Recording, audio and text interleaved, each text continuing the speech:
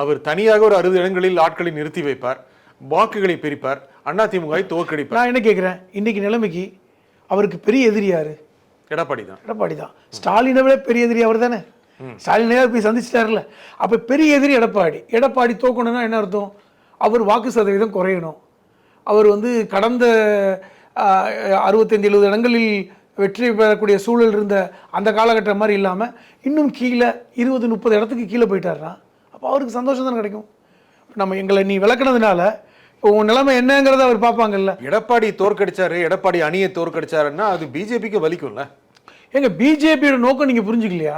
BJP தலைவர்கள் பல்வேறு முக்கியமான தலைவர்களுடைய பேச்சை நீங்கள் கேட்கலையா? எங்களுக்கு 2026 முக்கியம் அல்ல, எங்களுக்கு 2029 தான் முக்கியம், 2031 தான் முக்கியம்னு இருக்காங்க. என்ன காரணம்? இப்போ நீங்கள் யோசிச்சு பாருங்கள். 2029 பாஜக தலைமையில் கூட்டணி அமைத்தால் அது அவர்கள் விரும்புவார்களா, இல்லை திரும்பி மீண்டும் எடப்பாடி தலைமையில் கூட்டணி வைப்பாங்களா?